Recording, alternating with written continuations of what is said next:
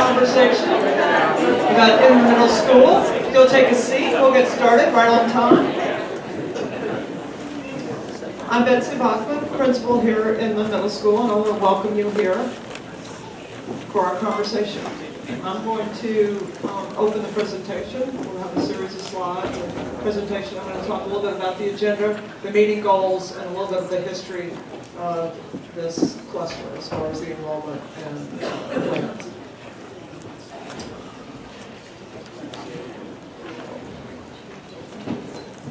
So our meeting goals tonight are to provide a historical context in the middle school space and student enrollment issues, to update the current situation, and to provide and explore potential scenarios moving forward. Our agenda for tonight, I'll give the historical context. Dr. Karstafen is going to present the current situation. Larry Hoskins is going to present the scenarios and moving forward.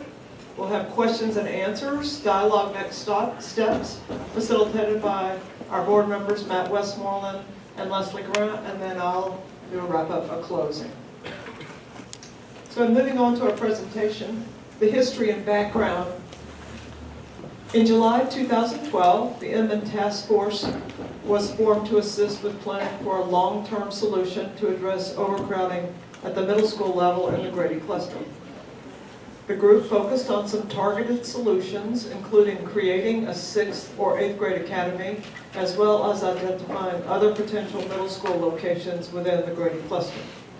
After extensive dialogue and community conversations, in July 2013, the decision was made to move forward with adding 8 new classrooms to the existing site. For the last 18 months, the district's facilities and construction team worked in conjunction with the school's design committee to develop construction solutions for the project, including improving the architectural design. Dr. Karstafen will talk about the current situation. Thank you. Great. So, thank you for being here tonight. I know it's super cold, and you're probably needing to go wrap your pipes and some other things.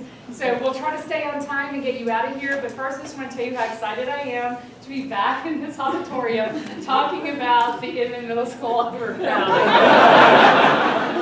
But last time I thought we were done. But I'm sure you've been through more times and had worse experiences than I did. So I'm feeling like, you know, we may be able to move forward at this time. But my part of the presentation is to just remind you a little bit of why I spoke to our board members and worked with the principal and our operations staff to press pause on the expansion. We know we need to do something. It just became more and more clear to us that this current design may not actually solve the problem. And so it's just really important that if we're going to do the investment, we do it right and we try to figure out how to do it. And I have to admit, there's some people in this room, they're like, I told you that last time we were here. But I was listening. It just took me a little longer to recognize that we were indeed wrong again. So, so here's what's happened. You know, the old design really, you know, looked at. It was, I mean, and to be fair, when you see the enrollment numbers, things would fit, but it's just still going to be tight, and there are other things that are happening. So the two reasons, the big reasons, I wanted to press pause, talk to people, and let you know where we were, was because we did see the enrollment projections, and I have seen so many versions of this, I'm not sure which ones are completely true from the time period they were from. I do think in the moment, people may have thought those numbers were right, then it, like several months later, it would change again. Then a year later, it would change again. And so you're going to see 2 points in time. There are many other points in time, but I think we're a lot closer to some real numbers. And then we have another situation that is out of the control of Atlanta, but the possible annexation of Druid Hills, the Druid Hills community, right? So what I wanted to be sure that, you know, I talked about was that while, again, it's not our decision, there is a lot going on in this, and it is going to, in part, drive when we consider triggering the next decision as it relates to what we might do next. But just to give you the background that we've been able to collect, and all of this has been in the paper, and there's been a presentation by the superintendent of that district, and all that's publicly available. The most important thing for us really is that there would be actual facilities, a high school and 2 middle schools that, you know, might be part of Atlanta, and then that would mean that around 1,600 students would be coming into APS. And how that gets shuffled out and everything, we have to cross that bridge when we get there. I don't have answers to that tonight, but the reason these buildings should be important to you is that they're in close proximity to this very cluster. And if it were to come, you know, to actually, you know, come to life and their voters would support moving in this direction and it all happened, then these buildings could help with overcrowding. And not just for Inman, but also for Grady. So, but the timeline is easily, as you can see here, more than a year out. Next slide. So, we're here on February 19th, and what I'm talking to you about tonight is not just what it means for the Druid Hill potential annexation, but if the Druid Hill potential annexation doesn't happen, I wanted to get you up to speed pretty quickly about what I think we're going to have to consider doing to still deal with Inman, and if possible, still open up, if it's at all possible, it may not be, some relief for Grady. But the driver will be what happens at the legislature on April 3rd. And if the legislature votes to put to allow Druid Hills to get on the ballot for potential annexation, we start working on a decision tree. And so if it is a no, right, then we're still going to be working all throughout March to look at other scenarios, but the no will mean we need to get focused on the 3 other scenarios that I'm going to show you tonight. The second, so if you're not in the no category and it actually ends up being a yes, it goes to the November 2015 vote. And if they vote to then annex, then, and that's a yes, then that will be the driver option for Inman and Grady. Everything else you see tonight will fall off the table most likely. So, but if it's a no, even after the legislature says it's okay, and even after it gets to the voters, but then they say no, we'll be back to the other scenarios. And those scenarios and things will be, I'll have the Chief Operations Officer, Larry Hoskins, talk you through. Let's see, I think I covered everything. Oh, and then there have been so many different ideas for trying to find a permanent or better solution for Inman in particular, but possibly Grady as well.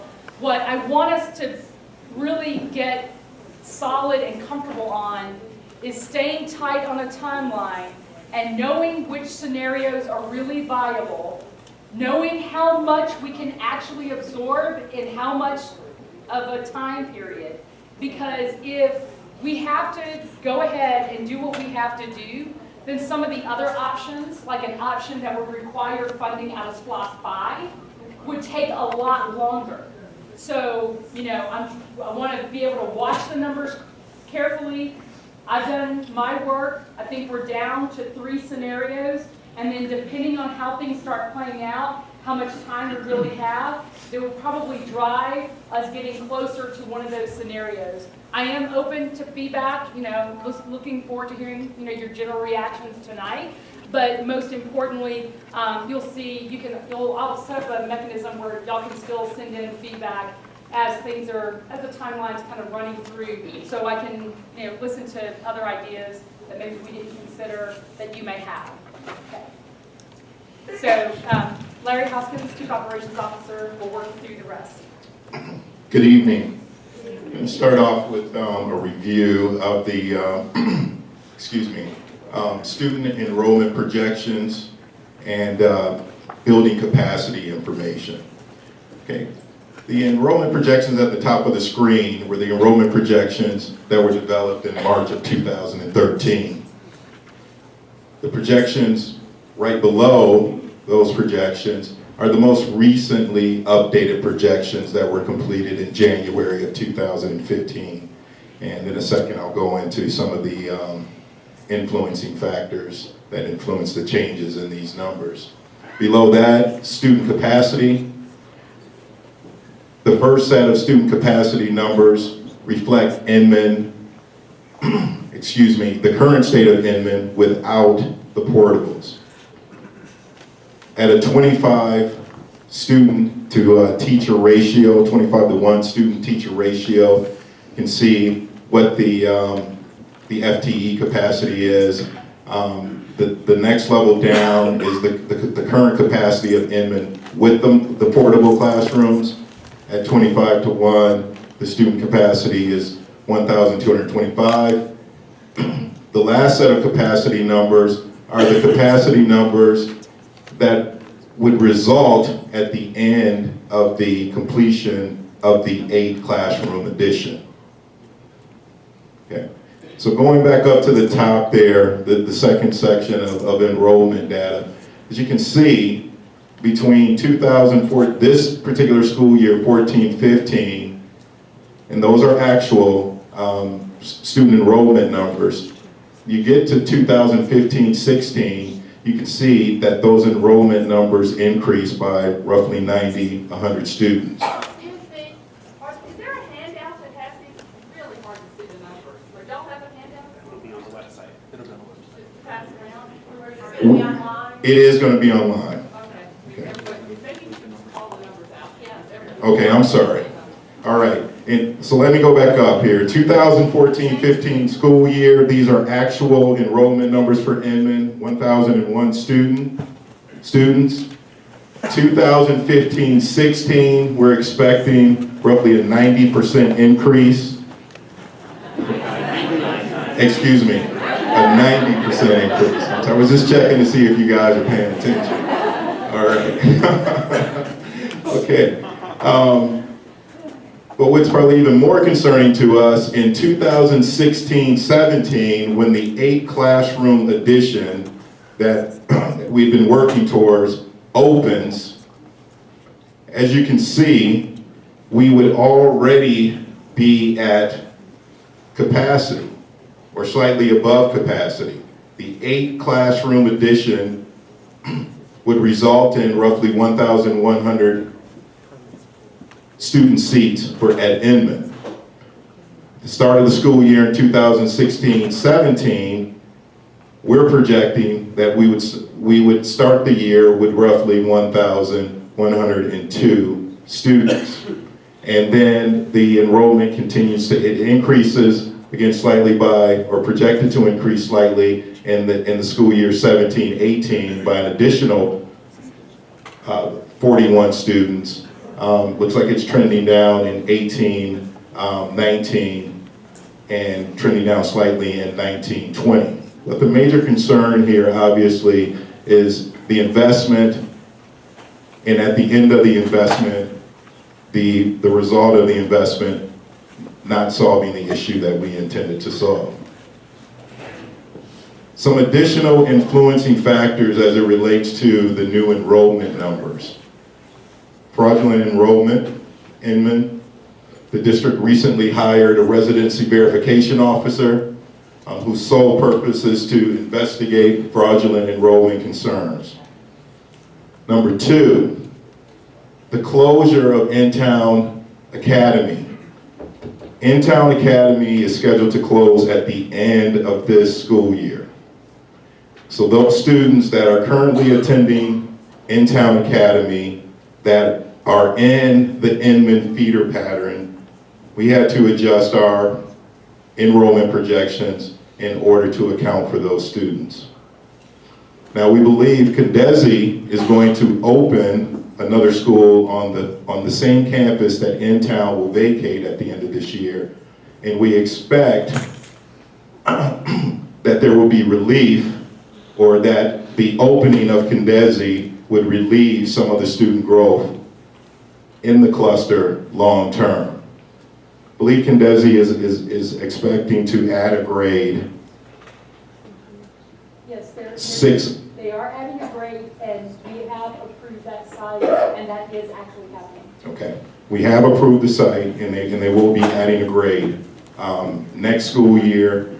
And then one of the last major influencing factor is the Centennial Place Academy attendance zone.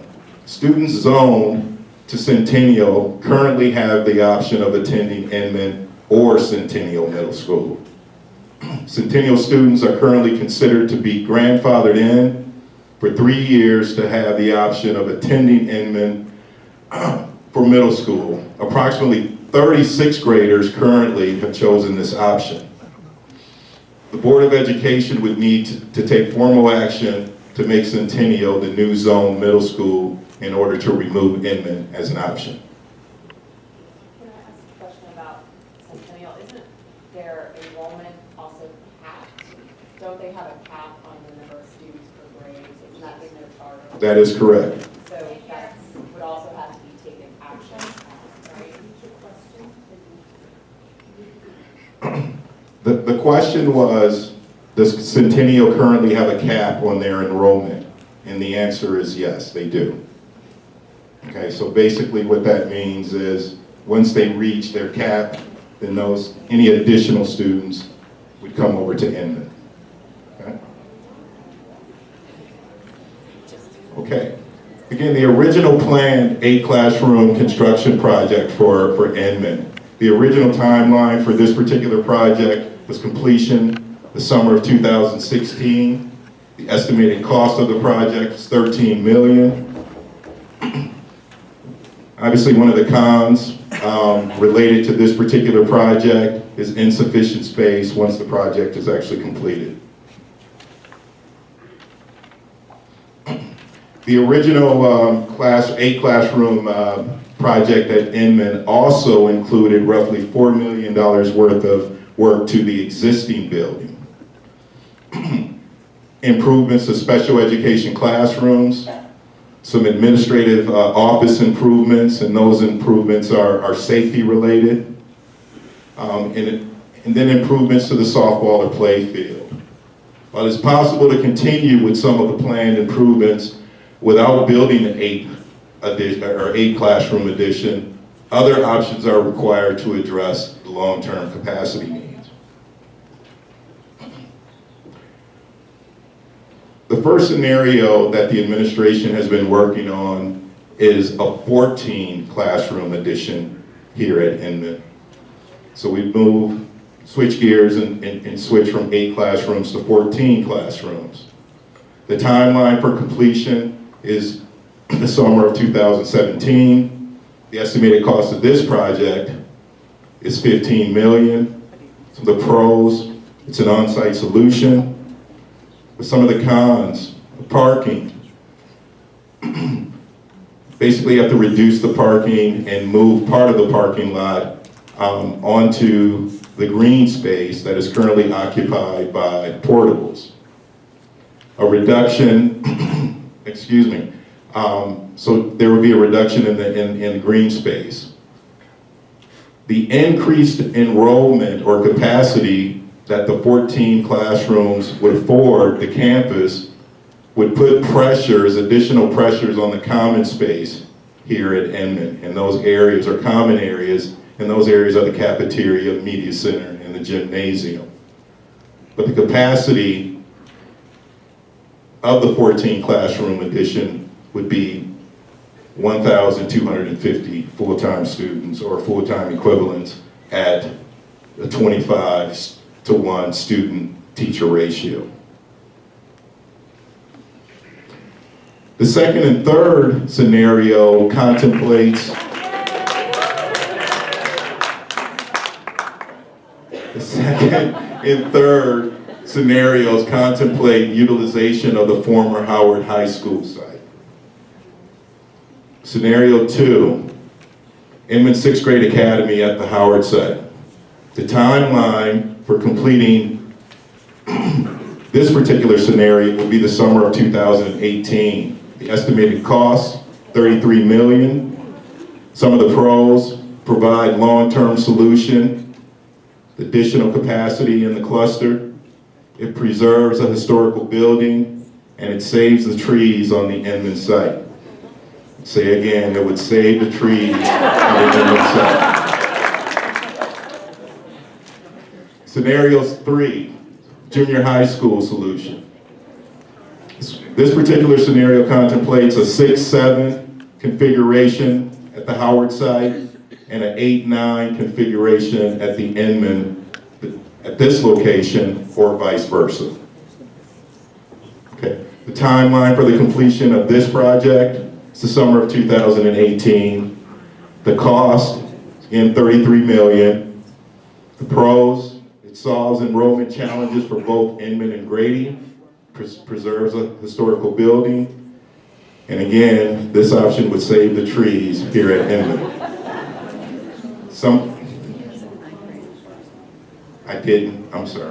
I'm sorry, y'all. I missed the cons in the first one, so I'll go back to that one after I finish this one. But the cons for this one is the systems. It would be the systems only junior high school. Maybe some transportation challenges for co-curricular activities, split campuses, and it's dependent on voters approving SPLOST 5. The capacity, there would be an additional 825 seats in the, cluster. So I'm going to go back to scenario 2 and work through the cons for this particular scenario. And this is the Inman 6th grade Academy campus at Howard. The cons for this particular scenario: split campus, it's dependent on the voters approving a SPLOST 5 referendum. And again, 825 additional seats in the cluster. Okay. Now I'd like to turn the program over to board member Leslie Grant and Mr. Westmoreland.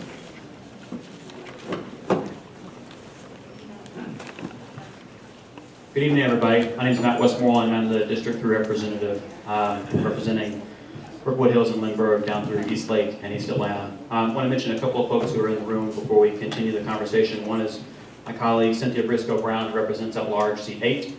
Lizzie Grant represents District 1, which includes about half of the Grady and Maynard Jackson clusters. I believe I saw Jason Estevez a little bit earlier, who represents at large seat 9. And I also wanted to acknowledge Alex Wan, the Atlanta City Councilman from District 6, who is here as well.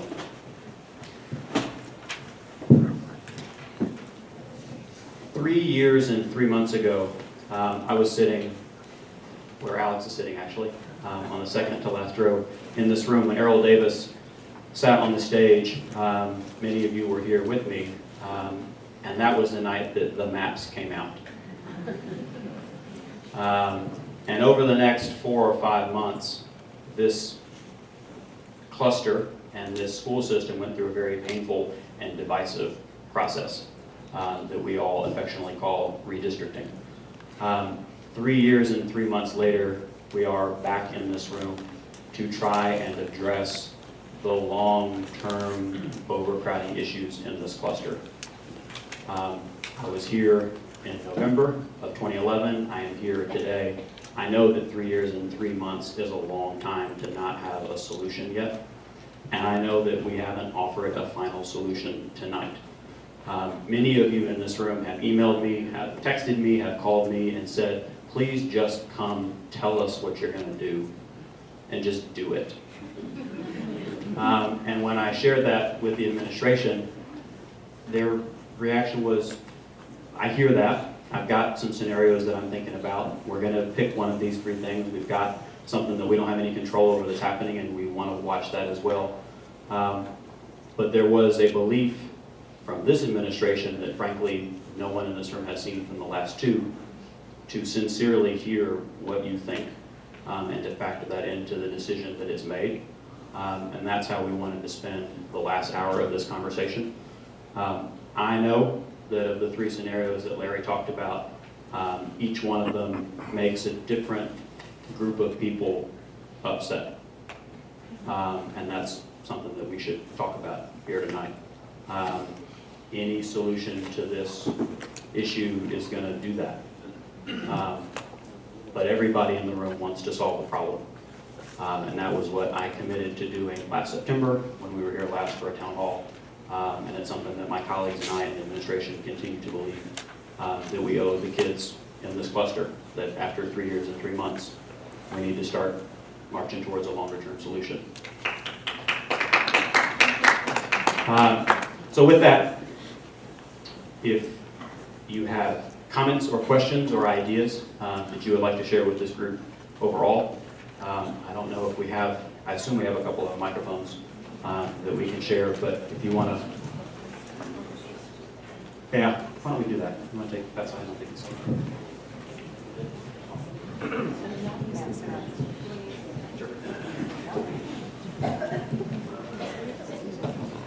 I have a question. It's good to start with questions first before we get into the messiness of it.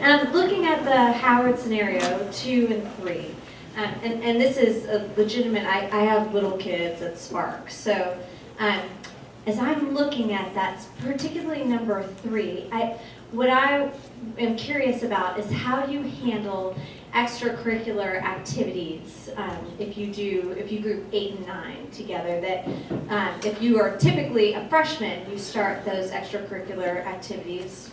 How are we going to manage that? So, because I think that would be, because I mean, Howard has a lot of options and opportunities, and building it for 2 grades versus 1 gets over, I think, some of the objections that people have, that 1 year, just 1 year, who's going to dedicate 1 year there is a little bit scary. So just trying to think of all the potential pitfalls and what we should be thinking about. Thank you. Great coverage of the agenda. So, having been a superintendent in a couple of other districts and seeing areas where you do have some really gross overcrowding and you're trying to figure out solutions, I have seen just about every design under the sun. So typically when you consider, which is why we actually went back and forth about, even whether or not we should write or vice versa on there, because really, to me, if you're going to try to keep kids connected to extracurriculars, because you're still a 9th grader and technically you need to be in the high school flow of things and have the opportunities that a high school would offer that a junior high does not, that you need to be geographically close enough to be able to find ways so that students can get from that middle school to the high school. And as far as extracurricular is concerned, for us, that's the closest we got, which is why, I haven't settled on scenarios or solutions. The other piece is, this is a site that does have fields and some other things that Inman doesn't get to enjoy given how it's geographically located in the city. So there's a lot more, even though I know we have a quote up there, I think to make this work, you want to really be thoughtful about how you're going to do the design so that students get the regular stuff they need beyond athletics, beyond arts and everything else, but that they have access to the high school, that it's safe and easy to get to, and that you can set up a site that allows them to still get those things on a day-to-day basis when they can't be at the high school every day.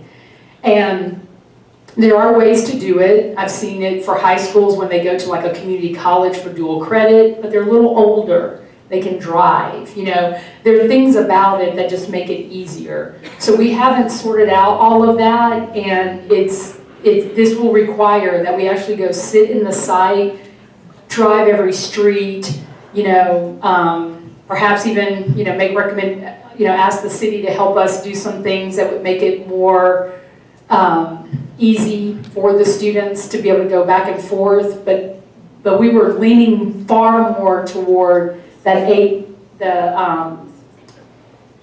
well, I mean, like the 6, 7, I mean, the 6, 7, if you just don't want to, you know, do the 9th grade piece. But because it was so close or closer to Grady, it did open up the opportunity for the 9th grade to be somewhat appealing. But your point is well taken, and we don't have those answers. Thank you. The group that's been advocating for the Druid Hills neighborhoods to be annexed into Atlanta has put forth the idea that the 2 elementary schools, Fernbank and Briar Vista, would go K through 8, and then they would go into Druid Hills High School. Obviously, you know, there are currently 5 elementary schools feeding into the high school now. They would probably want to pull in one of the Grady cluster elementary schools. Is APS going to put out any scenarios for annexation and what would happen if annexation occurs prior to the vote, so that the residents who are voting would know what might happen? I would think they would want to have some idea and base their vote upon what might happen with the schools. Don't. In September, Matt promised to find solutions, and so here we are, back again in February. So the annexation question is interesting and complicated because we don't have a legal role in the process. And so, you know, it is, and one of the things, what we have not done yet is take an official position. Atlanta Public Schools hasn't said one way or the other. What we have been doing is watching, and there hasn't been a whole lot to watch yet in the General Assembly, and that's going back to the superintendent's decision tree. Kind of the first, nothing's happened yet, right? We've been talking a lot, or other people have been talking a lot, and so if and when something drops in the General Assembly, then we will have something to react to, right? Because there have been a whole lot of different proposals, from this map might come in, to that map is shrinking, to there might be some relationship between APS and DeKalb County that no one's ever done before. To specifically answer your question, the grade configurations of any school in APS is up to the administration, right? And so if and when any new schools came into the district, that would be something that the administration would make in consultation with the board. But until we have a better idea of what the proposal actually looks like in the General Assembly, it's hard to respond. I think if we get to the first week of April and the General Assembly has approved a referendum, then you kind of move yourself into the conversation about what would this look like. And from April to November, I imagine, would need to have a conversation both with the public but also with DeKalb County about what that would look like.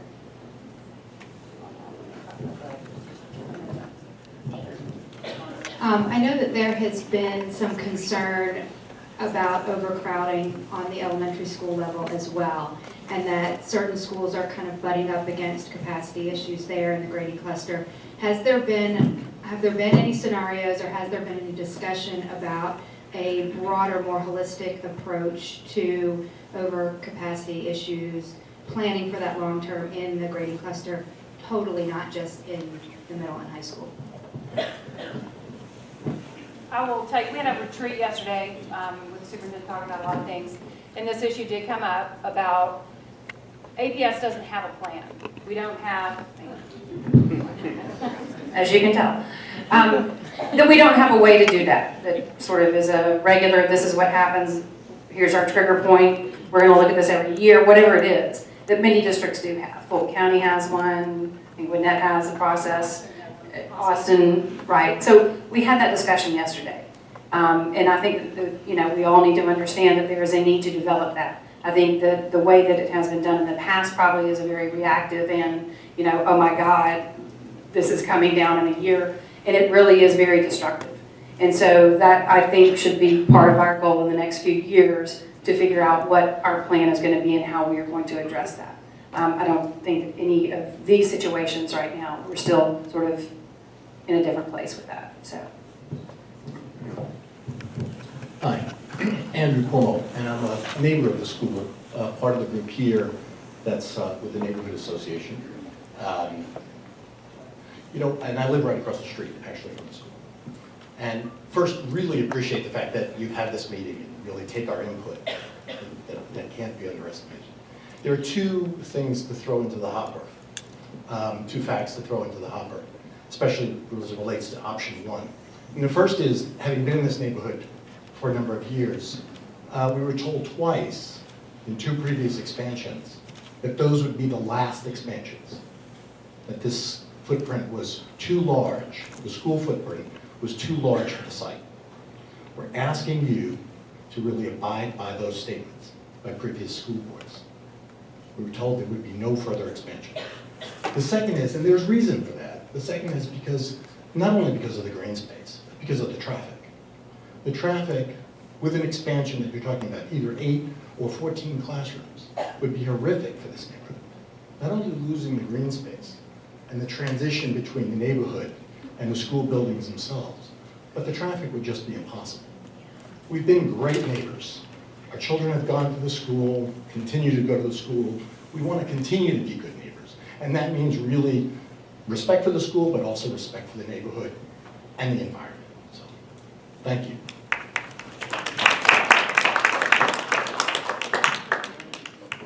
What prevents a Howard 6 through 8 from being on the table?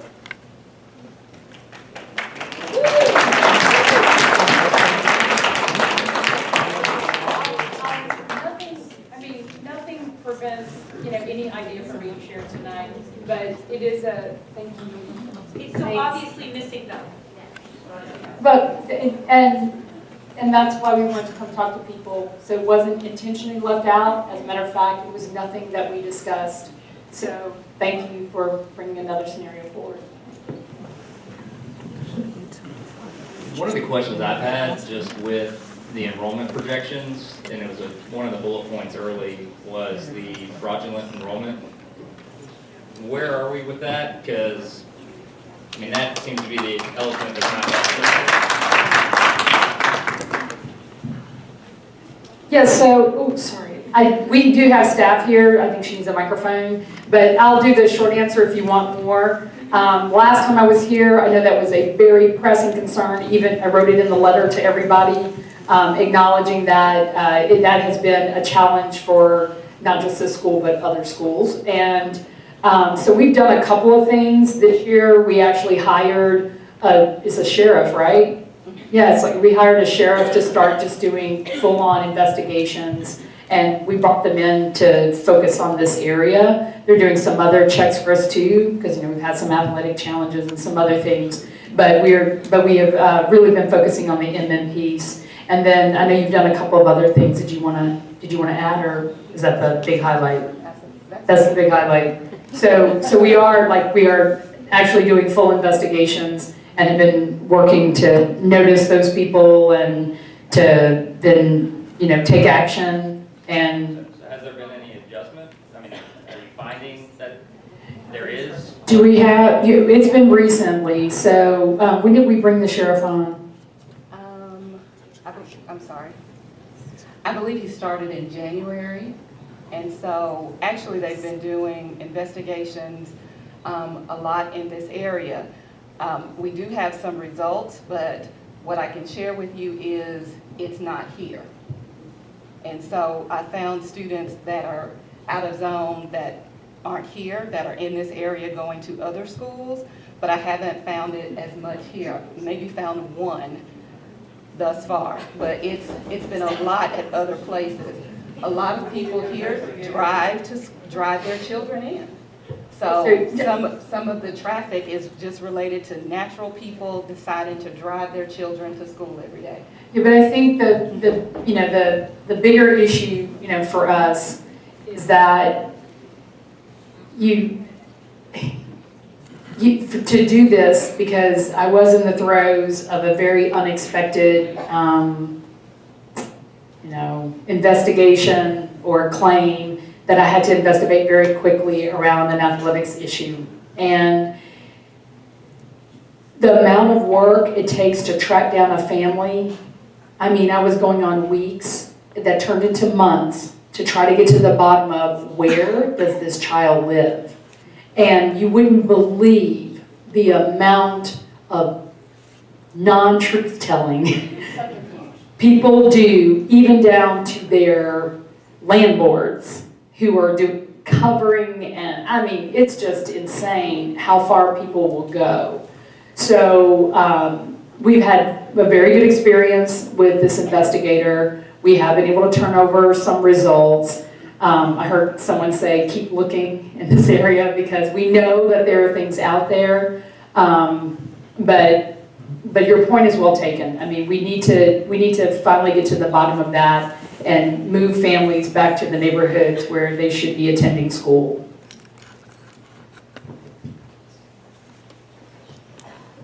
Yes, somebody earlier said we need to do this for the kids, and I think we really need to do it for the taxpayers that pay high property taxes in this state. My third child, they've all gone through the cluster. My third child will be a 6th grader next year at Inman, and she probably will not see any of the benefits of what you're talking about here.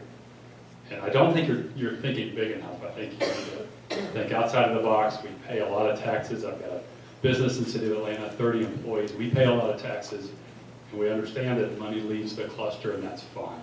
We get that. That's great.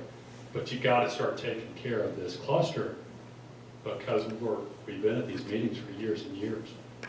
And every year we come back, we get the same rigmarole about how you're going to solve the problem. And every year when we come back, your projections are wrong. And the projections keep going up and up. It's a great cluster. We need another high school. We need another middle school. And if you don't do something, maybe in 10 years, Alex Wong's going to be the mayor of a midtown city, not Colton. Because people in this room are going to get really upset, and they'll annex themselves out.